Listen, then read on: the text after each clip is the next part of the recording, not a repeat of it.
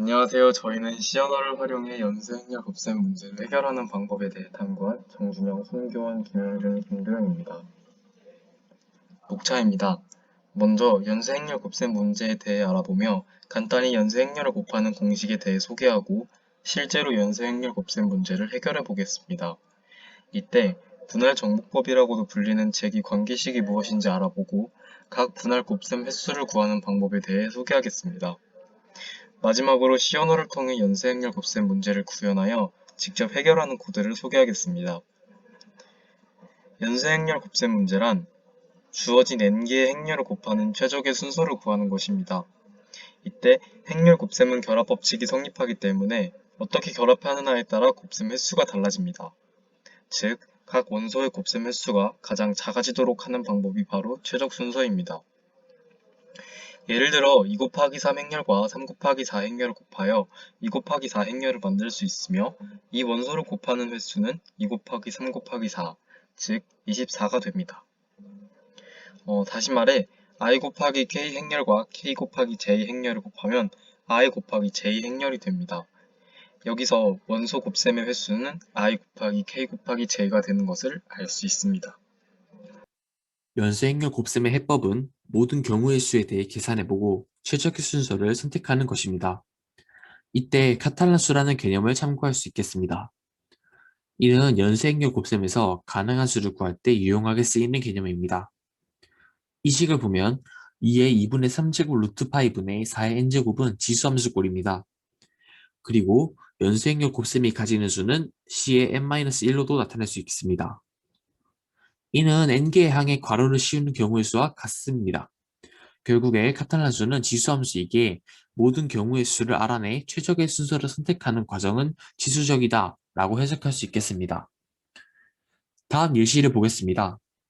4개의 연쇄 행렬이 존재합니다. 괄호를 씌워 행렬 A, B, C, D에 곱하는 순서를 바꿔도 결과값에는 영향을 주지 않기에 결합법칙이 성립한다고 볼 수 있습니다. 이 원리에 따라 카탈란수 3은 5가 됩니다. 즉, 연생열이 4개라면 다음과 같은 5가지 경우가 존재합니다. 이때 그 최소가 1232임을 찾을 수 있겠습니다. 다음으로는 연쇄행렬 곱셈 문제 해결에 대해 다뤄보겠습니다. 연쇄행렬 곱셈 문제 해결의 방법의 기본 구조는 다음과 같습니다. n개의 연쇄행렬 곱셈은 a1부터 an까지의 곱을 의미합니다. 이때 a의 k-1의 개수와 ak 열의 개수는 같아야 합니다. 참고로 열은 가로줄을, 행은 세로줄을 의미합니다. 그렇다면 더 자세하게 알아보겠습니다. 첫 번째 방법은 제기관계식을 찾는 것입니다. 여기서 제기관계식은 수학에서 점화식이라고도 부릅니다. 수열의 항 사이에서 성립하는 관계식을 찾아야 연쇄행렬 곱셈 문제를 해결할 수 있습니다. 예를 들어 m을 연쇄행렬을 곱하는 데 필요한 곱셈의 최소 횟수로 정의합니다. 수학에서 등비수열의 등비와 거의 비슷한 개념이죠. 그래서 m 대괄호 i 대괄호 j라고 두면은 ai에서 aj까지 행렬을 곱한다는 뜻입니다. 여기서 k가 뜻하는 것은 타협의 종류, 즉 어디서 끊고 곱하느냐는 뜻입니다.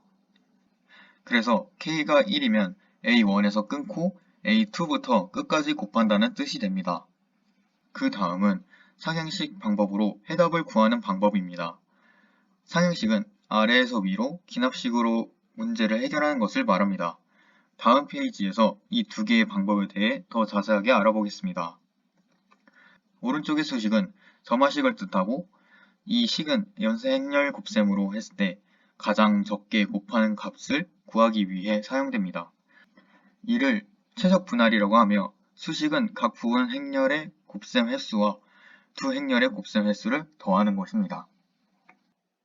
네, 그럼 시언어로 구현한 연쇄행렬 곱셈 문제 해결 알고리즘을 설명해 드리도록 하겠습니다. n배열과 d배열입니다. n배열은 곱셈을 실행할 행렬의 개수와 각 행렬의 열의 개수와 행의 개수를 입력받습니다.